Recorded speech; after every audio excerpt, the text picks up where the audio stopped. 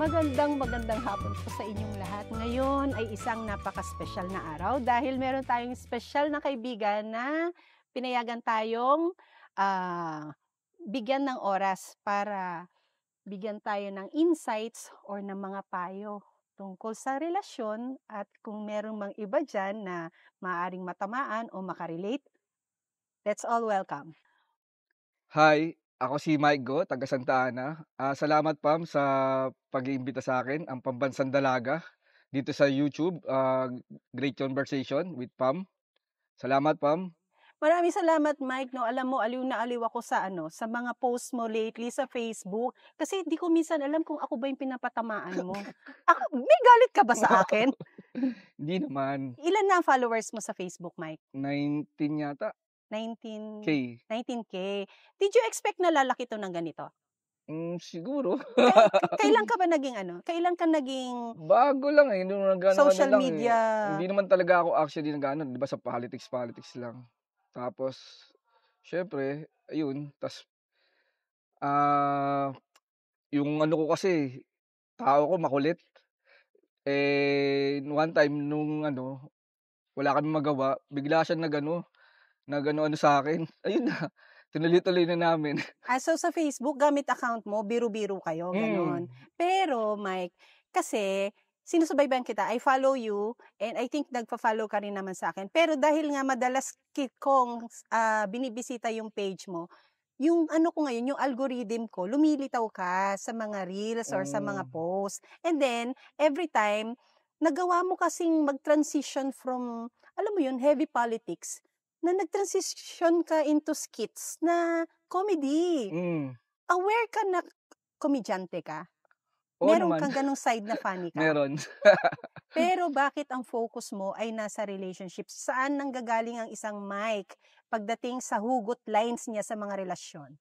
Sa personal na karanasan ko 'yan, sobra kasing daming pinagdaanan sa ganyan, eh. Si Mike ba ay isang bachelor or pamilyadong mama? Wow, hirap niyan, It's complicated. Oo, complicated, eh. Pero ginagawa ko naman yung, obligasyon ko sa mga anak ko. Oh, so I owe you a happy Father's Day greeting, Mike, no? Thank you, Pam. Oo, oo. What about you, sa mga tatay sa iyong pamilya, mga kaibigan, mensahe sa kanila? Sa mga tatay, mabuhay kayo.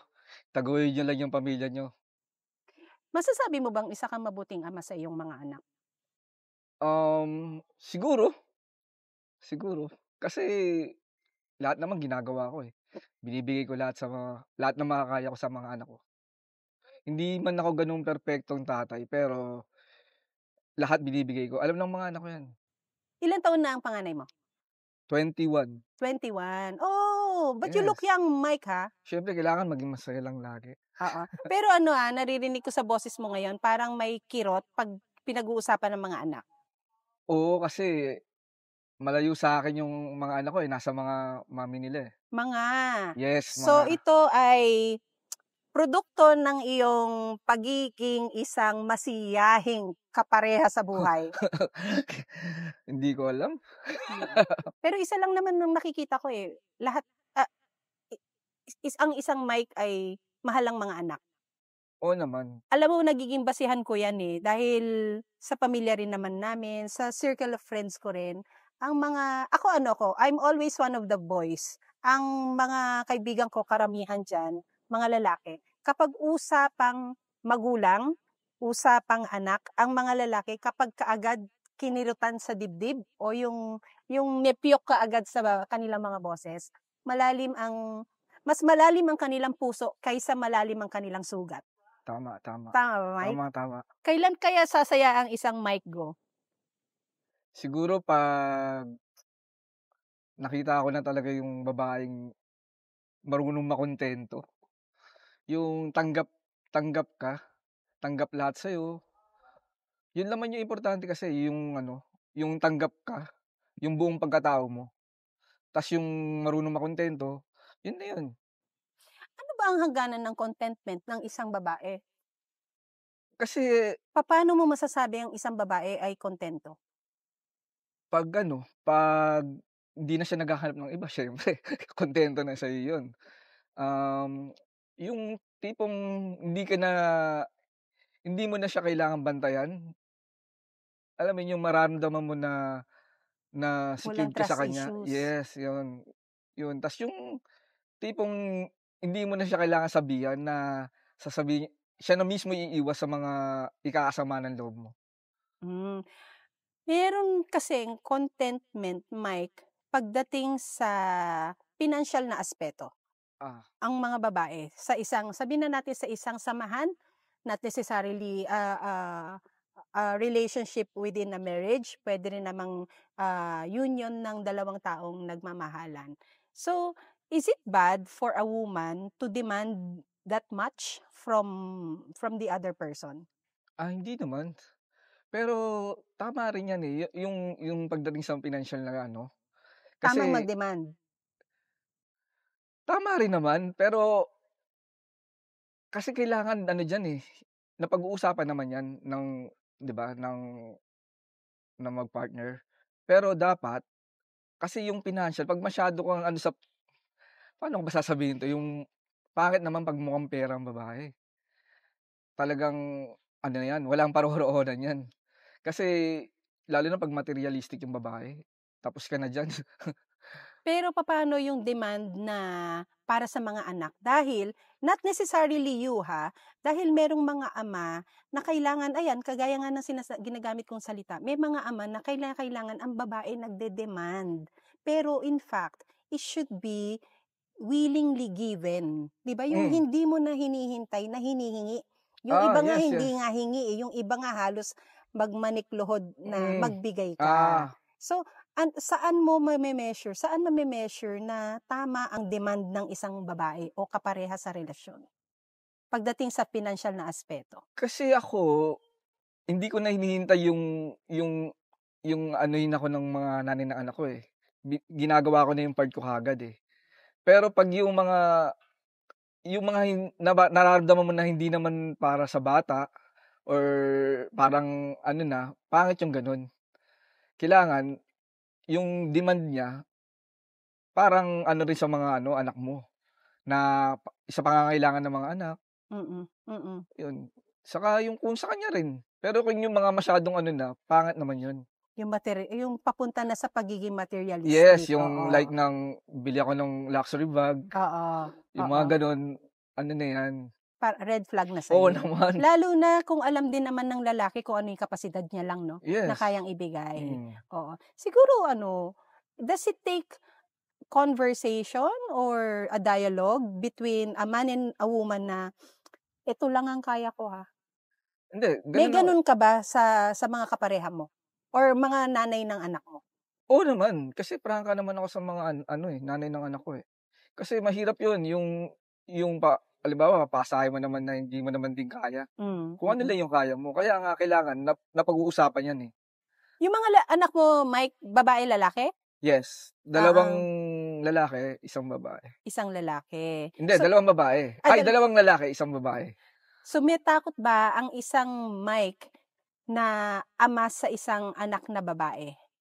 Given na, alam mo yon, siyempre lalaki ka and you know how it is, napagdaanan mo yan. So, maganda nga, makulay nga ang love life mo eh. May takot bang ganun para sa anak na babae? Sobra, sobra, Oh, sobra, talaga? sobra. Papaano?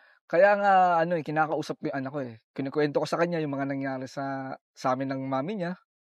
Pinapaliwanag ko sa kanya na ganito, na dapat ganito ka na kasi 'wag mong gayahin kung ano yung nangyari sa'min ng mommy mo, Mm. ayun. Ta's tinuturuan ko siya ng mga ano, ano ba tawag dito, yung mga sinasabi ko sa kanya yung mga diskarteng kalokohan ng mga lalaki na Ah, ganito, ganito yan, 'wag kang magpapaniwala diyan. meron kayong ganong open communication. Yes, Buti yes. ina-allow ng ex-partner mo na magkaroon ka ng relasyon sa mga anak mo. Siyempre naman, anak ko naman yan, eh. Mm, mm. Saka ano, kailangan i-guide mo rin yan, eh. Yung i-guide mo sila, lalo na yung babae siyempre.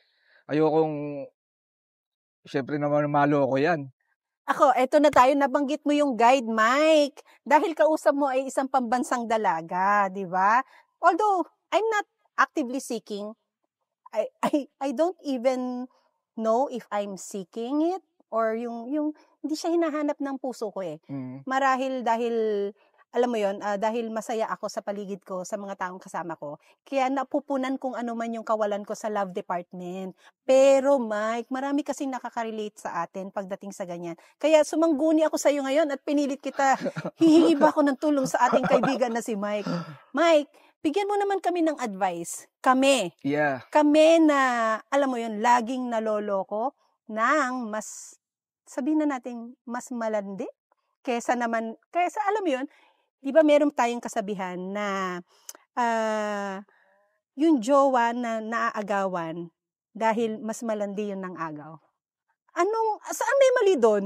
Yung naagawan na matino naman o yung alam mo yun, medyo creative at nakuha niya yung gusto niya? Kasi yung ganyan kasi nasa ano kasi yan eh. Nasa tao talaga yan eh. Lalo na yung When you say nasa tao, nandun sa babae, nandun sa lalaki? Or sabihin na natin nasa same-sex relationship sila, yung naagawan o yung naagaw? kasi yung naagawan, ang problema sa naagawan, baka kung halimbawa ako, yung girlfriend ko, 'di ba, naagaw. It's either na may mali ako or sa akin nagsimula ang kalokohan or talagang sadyang malikot lang sa aparato yung babae. May mga ganyan kasi. Yung iba kasi, sobrang akala mo kasi, meron kasi dyan, mabagpanggap. Alam mo yung akala mo, sobrang in love sa'yo, sobrang, meron ganyan, sobrang care sa'yo, pero nakikipagkita pa ng patago sa iba, alam mo yun. Pero bakit ginagawa yung ganun? Bakit merong naloloko bakit may nagpapaloko? Unang-una, dalawang klase kasi yan eh. Nagpapaloko saka yung nanloloko. Yung nagpapaloko, halimbawa, nabobola sila, di ba? Napapangakuan ng mga lalaki na kung ano. Alam mo May yun? rupok. Oo, talaga nun. Magandang matamis yung dila eh. Alam mo yun, makukuha sila, ganito. Tapos meron naman Nandun ka ba sa kategoryang yon, Mike? Sa matamis ang dila? Ako? Hindi. Straight ako eh. Talaga ako, diretso ako. So pag sinabi mong gusto mo siya, mahal mo siya, hindi mo siya binobola? Hindi rin siya kailangan magkaroon ng worry sa sarili niyang, parang niloloko lang ako ni Mike? Wala. Kasi kasi ako ganito kasi ako eh. Pag yung wala lang, walang label yan, di ba? Hindi, sinasabi ko kagad na wala kaming para hindi aasa yung babae. At hindi mo siya masasaktan. Open ka sa ganung relationship na walang label? Dati. Dati yun. Pero ngayon, syempre hindi. Kasama ba yan sa mga payong binibigay mo sa anak mong babae or even sa boys mo? Sinasabi ko talaga yan. Kasi mahirap na eh. Kailangan alam nila. Dahil mahirap maloko, sobra. Saka masakit pag yung niloko ka. Masakit yan, mabroken. Sobra, magdurog ka talaga. Broken ba ang isang Mike ngayon? Oo. Oo. Talaga? Kasi alam mo, lately lang, parang a month ago, ang laman ng iyong social media post is like a dedication to a woman. Na alam mo yon, yung nasa magkayakap kayo, na nasa pasyalan kayo. What happened? Parang ang bilis. Sa totoo lang, ako rin nagulat eh. Yes, nagulat. Kala ko nga na. Yun na? Siya na, akala ko talaga. Kaya nga ako nadurog eh. Nadurog talaga ako. Na akala niya, nagsasaya pa rin ako. Kasi 'di ba, nag-post pa rin ako sa social media. Sa FB, kala niya, wala lang yung nangyari sa amin. Pero hindi niya alam, durog na durog din ako. Sobra. Tapos ang masakit kasi nun, yung ikaw yung napagbintangan na nanloko. Ako yung lumabas na na nag-cheat daw ako eh. Sabi niya. Tapos tinanong ko, sabi ko, bakit? Bakit mo nasabi na nag-cheat ako? Kasi ang hirap ngayon, alam mo yun, yung magla-like ka lang sa... ginagawang basihan. Oo, yung may mga micro cheating ng mga millennials ngayon. Alam mo yun, mahirap yan eh. Kasi sabi ko nga sa kanya, bakit nagpo-focus ka sa mga nilike ko na magaganda? Bakit yung mga pangit, tomboy, lalaki na nilalike ko, hindi mo inaano yun. Sabi ko, lahat nag-aano ka lang ng parang ano talaga, parang naghahanap lang ng Selective. oo, gano'n. Tas yun, tas yun nga, yung may pinakilala kasi ako na girl sa businessman. Kasi para pinatulungan ko lang naman actually sa negosyo nung ano. So, naging dahilan yung girl na yun Yes! para pagdudahan niya. Yes! But is liking someone's post, especially of the opposite sex sa parte mo, and someone you admit na maganda, is that a form of cheating? Para sa'kin hindi. Parang hindi ko alam, kasi sa'kin parang wala lang, 'di ba? Yung parang hindi naman big deal kasi sa'kin yun, eh. Ano to? Random ba to? Kakilala mo? Yung mga nilalike mo? Random. Hindi ko kilala. So, nakikita niya yun, namomonitor niya. Yes. Namomonitor niya. Tas hindi ko alam kung talagang hinahanapan niya na ako ng, alam mo yun? Ng mali. Oo, Na, para mapagtakpan din yung ginagawa niya, alam mo yun? but in the end, who was cheating?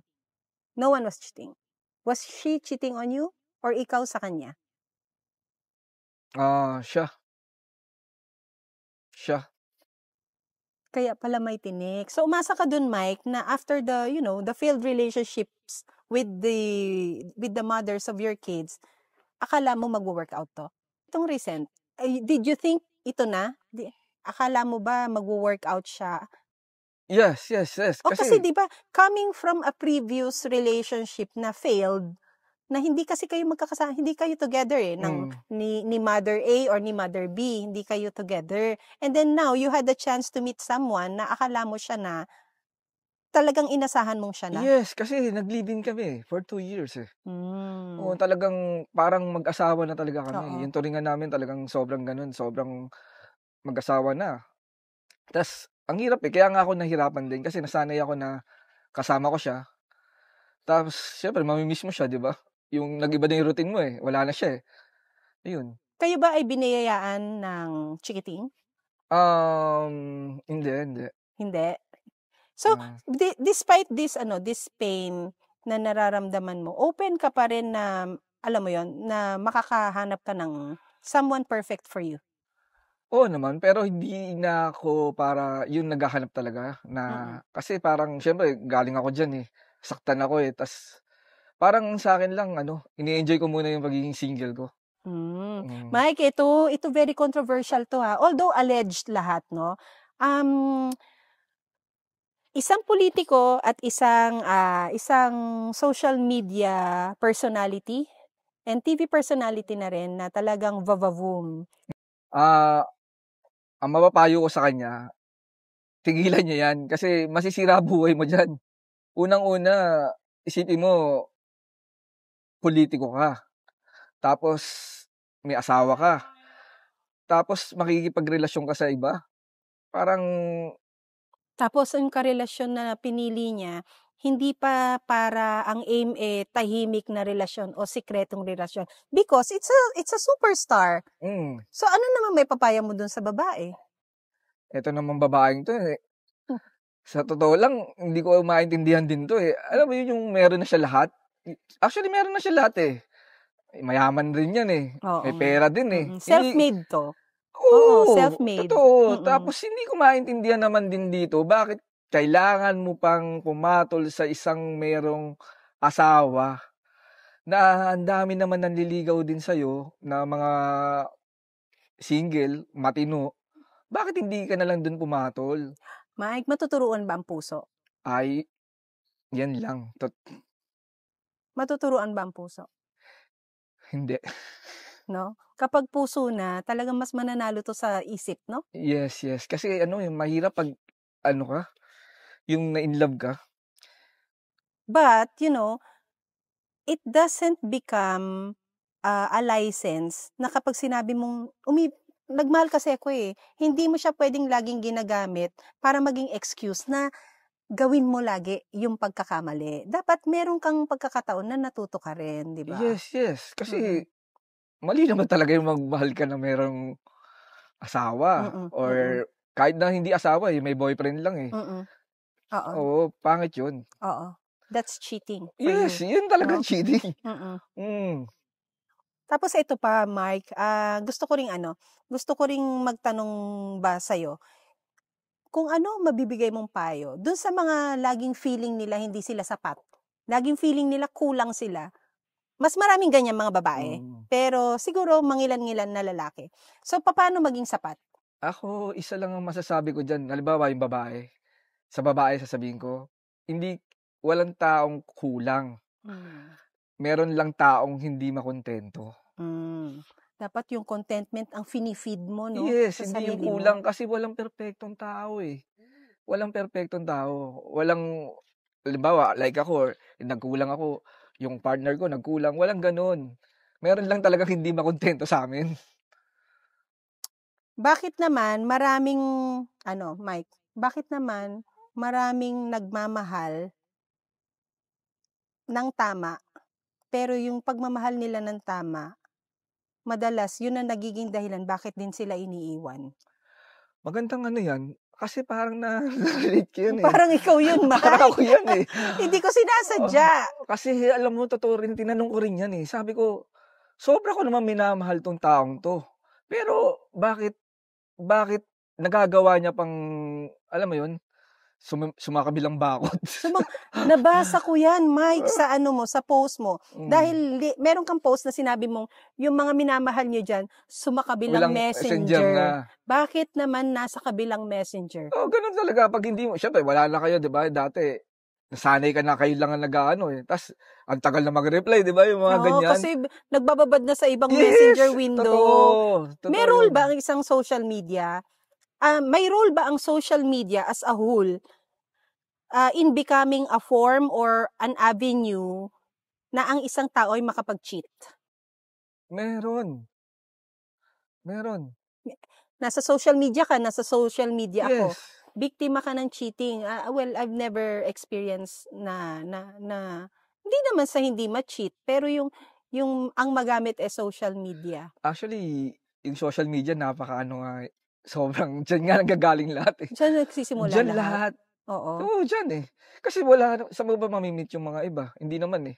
'Di ba kasama mo nga yan, eh, halimbawa tayo kunwari girlfriend kita, magkasama tayo, eh, wala ka namang oras para makipagkilala sa iba, eh.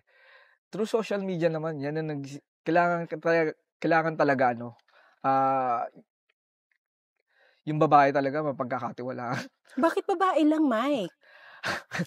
Papaano naman yung mga lalaking nagkamali Ayos sa din? bagay, pareho both pala, both. Oo, Pero hmm. kasi, Mike, ang social media kasi, yung technology na, yung halimbawa may maisip kang, kumusta na kaya si ganito? Yes, Mase-search mo na kasi ma-search mo kaagad, eh, kaagad, oo, oo, totoo. 'no? I-ano mo lang yung ano niya 'di ba, nandun, kamustahin ko 'to, yung mga kamustang ganyan, yan yan. So, nagsimula ka ba sa gano'n? Sa kumusta ka? Tapos nauwi sa dinner tayo? Dati oo naman, nagsimula sa kamusta, dinner tayo, tas hanggang sa kayo na. Hanggang sa kayo Oo, na, ganun, oo. eh, oo, nangyayari naman yan. Ito bang recent mo na breakup, naayos mo?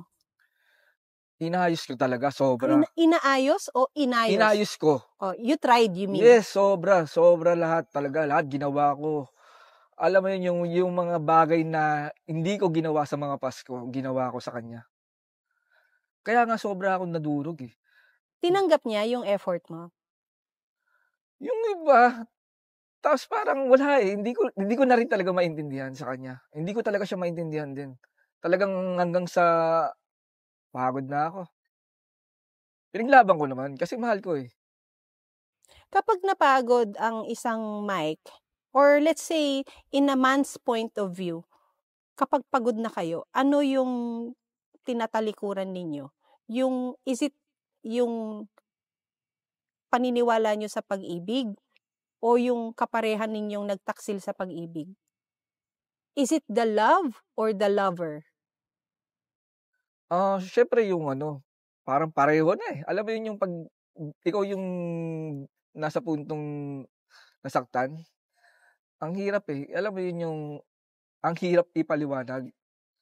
Kasi may mga like for example, ako na nga, mahig ko na nga, eh. Yung yung may hindi ka ano ba tawag dito, hindi ka mapakali.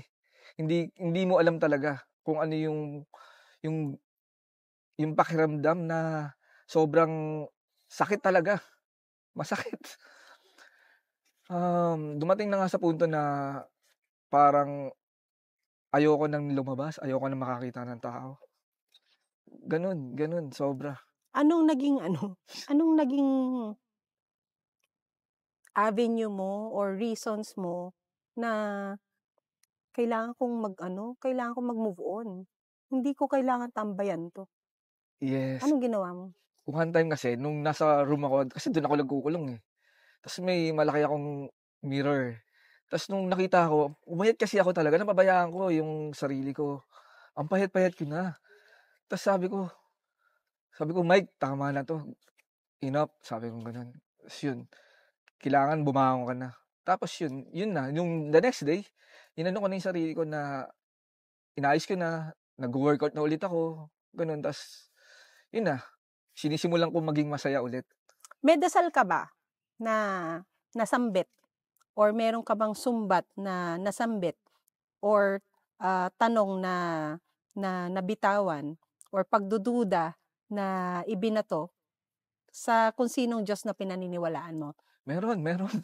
Totoo, sabi ko nga, eh, "Lord, bakit naman ganito? Minahal ko naman 'to ng sobra. Bakit kailangan akong masaktan ng."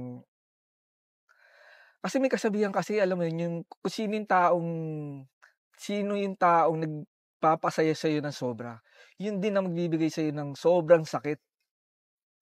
Kaya totoo pala yun. Hindi mo naramdaman yung sakit na yan sa parents Hindi, sa mothers ng kids mo? hindi. Sa kanya lang, bukod tangi. Lupit, eh. Do you still follow each other? Kasi sa showbiz, 'di ba, naging basihan 'yan na if you follow or you unfollow another, if you follow, that means to say something is going on between you sa mga love team, or if you unfollow, ibig sabihin break up na. So, do you still see her sa social media? No. Oh. Ready ang isang Mike na magmahal ulit? Oo naman.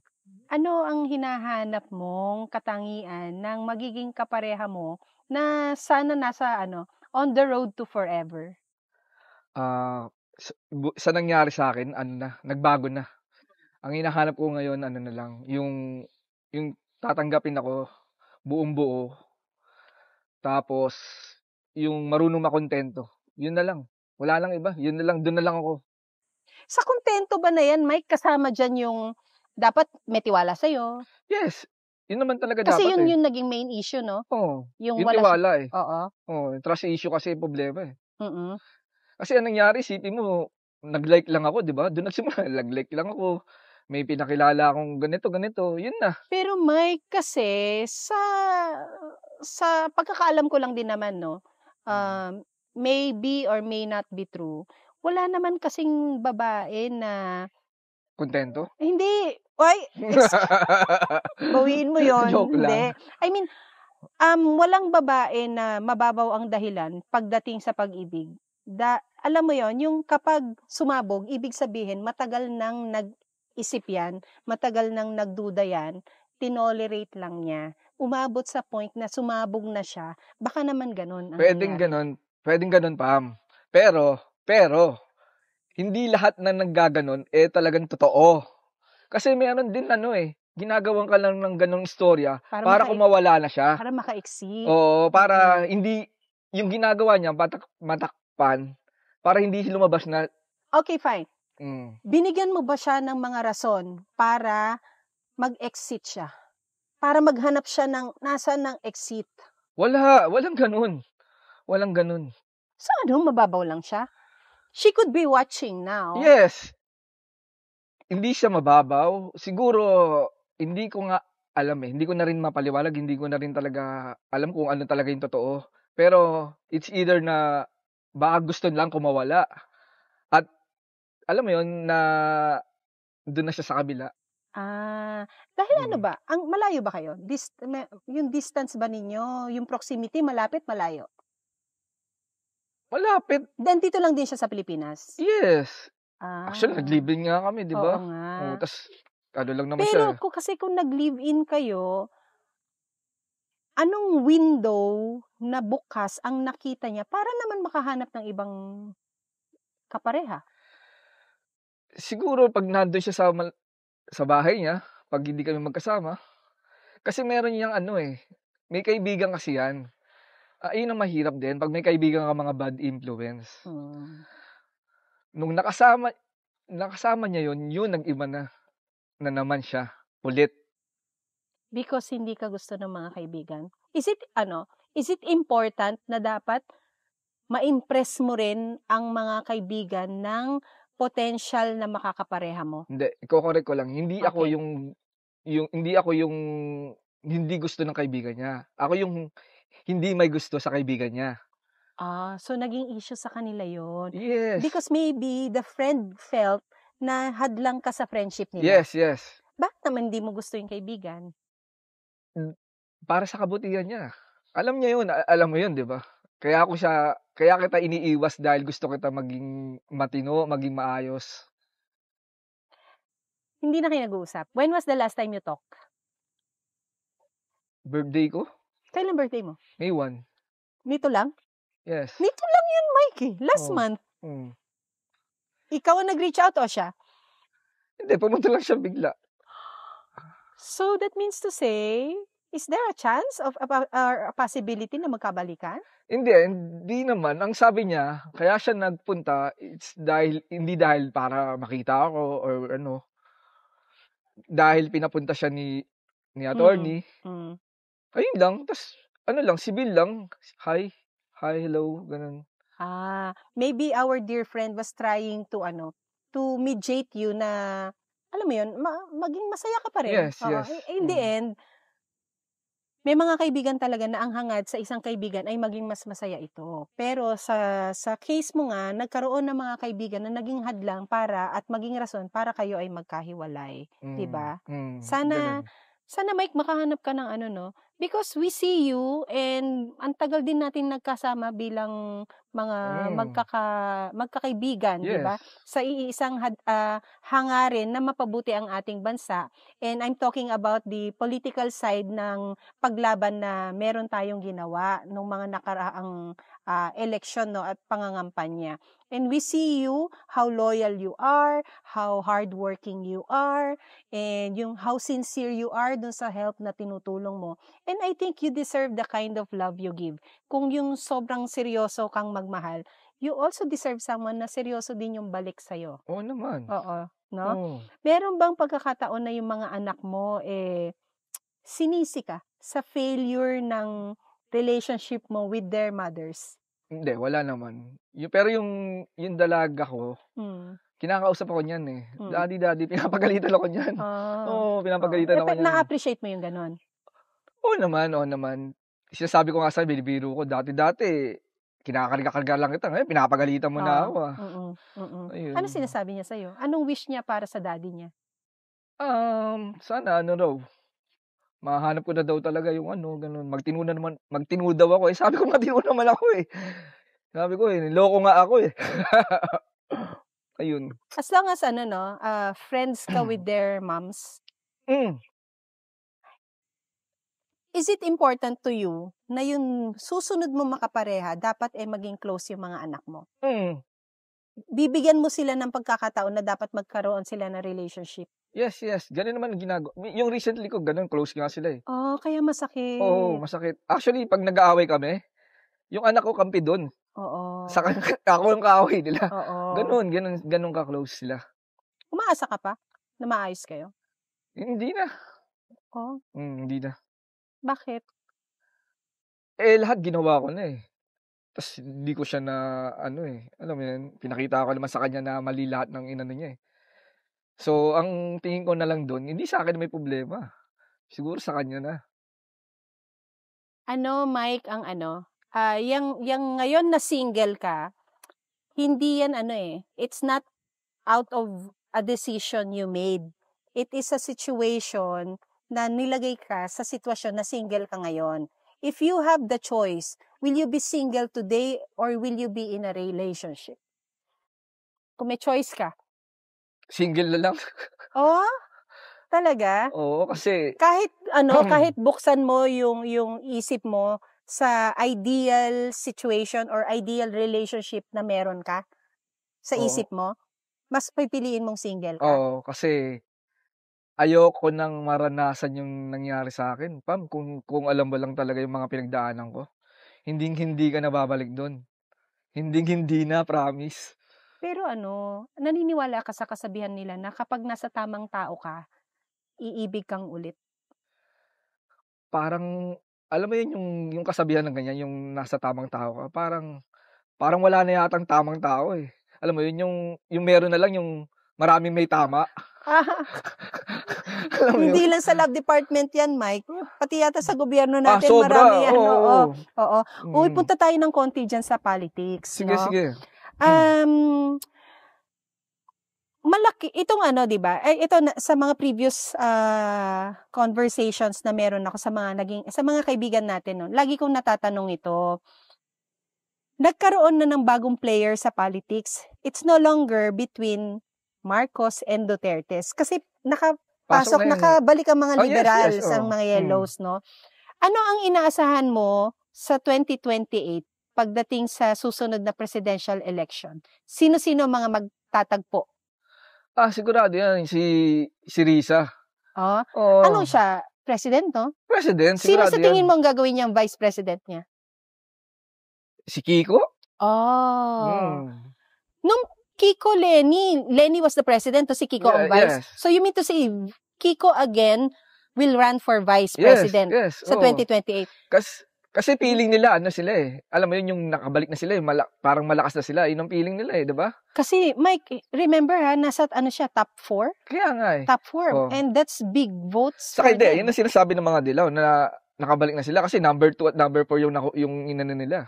Di ba? Yung inoccupy nila sa senatorial slate. Kaya nga. Nakabalik sila. Sabi nila. So, mahihirapan ang mga Duterte na pumosisyon? Given na nandyan ang... Wala silang kapanapanalo sa mga Duterte. Have you ever been an ally of the Dutertes? Believer ka talaga ng Duterte? Yes. Since simula nung maging 2016? Yes. Tatay Digong. Tatay Digong. Simula nang maging presidente siya. Oo. Pero nung tumatakbo pa lang yan, pinag-usapan namin yan. Kasi mga kumpare ko, mga kernel eh. Pinag-usapan namin yan. Tapos sabi niya, magaling talaga yan nung time na yun magaling talaga yan si Digong. Ganun.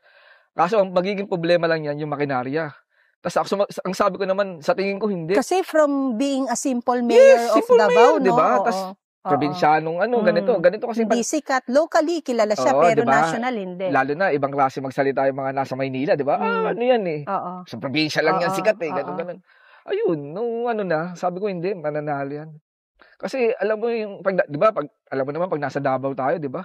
Ang layo dito sa Maynila. Ang layo. Yung disiplina pa lang eh. Grabe.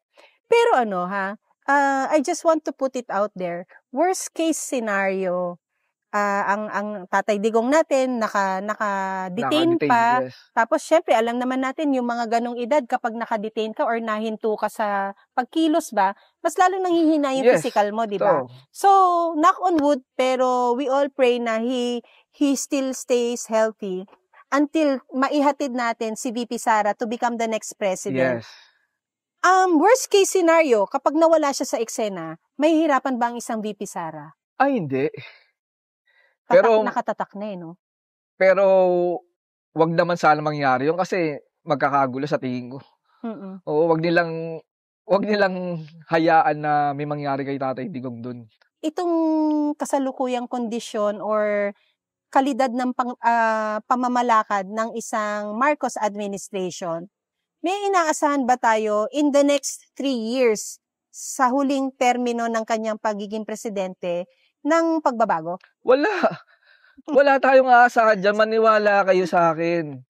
Unang-una, yan taong yan, alam mo, aasa ka na aayusin niya yung bansa natin, na may mangyayari sa bansa natin. Sarili niya nga pamilya, hindi niya maayos-ayos eh. Yung unang 3 taon, sinayang din niya, no? Wala siyang ginawa. Wala talaga kasi napakaano niyan eh. Alam mo, wala talagang alam yan. Promise. Ako, napakainit talaga kapag politics ang pinag-uusapan. Pero Mike, bago tayo magtapos, meron akong hihingin sa iyong payo. How do you make a pambansang dalaga na ako na maging jowable, ano may papayo mo sa akin? Alam mo, wala namang problema sa'yo. Ayusin. Ano ba Ayusin yan? mo. Ayusin mo. Totoo, seryoso yung tanong Sige, mo sige. yan. Oo, seryoso. Napainom ka. How do you make me jowable? Jowable ba ako? Oo naman. Grabe. Sige, sige. Alam mo, pambansang dalaga, jowable ka naman talaga. Wala kang dapat baguhin or ano. Kasi, kung may makikita lang nila kung sino talaga si pambansang dalaga, talagang ano, hintayin mo lang, malay mo, bukas, meron na. Pero alam mo, Mike, sana sa'yo rin, na not everyone will see this, and behind the scenes, I've seen Mike, and I've felt Mike na, alam mo yun, may kirot, may lalim na sugat sa kanyang dibdib. Pero Mike, sincerely, I wanna thank you for the friendship that we have. I wanna thank you for the loyalty that you give to everyone, and especially to our dear friend, kung nakanino ka ngayon. And alam mo yun, as a friend, I hope also na maghilom kung ano yung sugat na meron ka sa iyong puso, at ma-work out. I don't know kung hihilingin kong ma-work out or humiling na lang tayo ng bago. Saan ka doon? Hihilingin mong mag-workout o hihilingin mong magbago? Hilingin na lang magbago. Magbago or bago? Bago. Bago na. Mensahe mo, Mike, sa mga taong umaasa na makahanap ng pag-ibig? Sa mga single ngayon, wag niyong isipin yun, yung maghanap. Wag, hayaan nyo lang na na may dumating. May makilala kayong na magiging kasama nyo sa buhay. So, naniniwala ka na kung para sa'yo, para sa'yo? Yes. Kung para sa'yo talaga. Ako naman, mga viewers natin, naniniwala ako na if love is real, it will find a way. Kahit anong takas or kahit anong iwas, kung para sa'yo, para sa'yo. Mike Go, pagdating sa estado ng kanyang puso at ang kanyang paniniwala sa pag-ibig, Mike, kasi you promote your social media page. Mike Go lang, Mike Go. Follow nyo lang, Mike Go. Oo. Hindi ako makapag-comment sa'yo, Bakit? Ewan ko sa'yo. Saka, may dadagdag lang ako. Alam mo, ang mahirap kasi ma-inlove talaga. Yung hindi mo talagang, walang pwedeng dyan walang magaling dyan. Kasi pag na-inlove ka, sapul ka diretso sa utak yan, saka sa puso, sabay yan. Kaya, walang magaling dyan. Sabay yan, pero anong mas matalino, yung puso o yung utak? Kanino ka mas sumusunod kapag in love ang isang Mike? Puso. Kahit mali na? Yes. Kasi in love kay puso talaga. Yan talaga. Pero sabay nga yan, tulad na sinabi ko, sabay yan. Kung sabay, bakit mas puso? Ba't mas angat ang puso? Kung sabay Siyempre, naman ito yung dapat. nakakaramdam talaga Yung puso natin So, yung utak, best friend mo lang, magsasabi sa'yo na, Mike, mali yan, pero, sorry, puso ko mangingibabaw. Kahit sabihin naman sa tao na, ganito yan Diba, sasabihin sa'yo, wag na yan, ganito. Pero yung puso mo, mahal ko wala tayong magagawa, ba't asan? Loko-loko ka. Sino? Diba? Ito, ikakat ko na to. Sino yung mo? Yung Yung girl. Yun nga, yung pumunta? Oo. Recently pumunta? So, nung pumunta, walang nangyari? Nung pumunta, walang nangyari? Wala. Diyan lang kami. Loko tong si attorney, no? Pinaglaruan ka. Ay, hindi. Sinabi niya, in-invite niya. Na talaga, para lang kami. Alam mo yun? Magkaayos. Pero talagang wala hindi na, ang dami, grabe yung pagod ko ron. Ayun, kung meron kang hugot post na ipopost right this minute sa social media mo na patama sa kanya, paano mo i-compose yun? Anong gagawin mong hugot post? Kung alam ko lang na ito na yung huling natin, pagsasama natin, sana sa leg na kita sinakal. Hindi na sa pag-ibig. Oy. Sa leg na kita niyakap. Na mahigpit. Bad yun joke lang. Talaga. Joke lang. Doon na lang kita. Sige, last. Kung ini-stalk ka niya ngayon, anong image or energy ng Mike Go ang gusto mong makita niya sa page mo? Kung ini-stalk ka niya ngayon. Happy. Happy without her? Yes. Yun naman ang dapat eh. Can you tell her that I'm happier without you? I'm happy, happy, happy. Nawala ka. Sira ulo ka talaga, Mike. Maraming salamat. Totoo yun. Asaan yun? Yung red.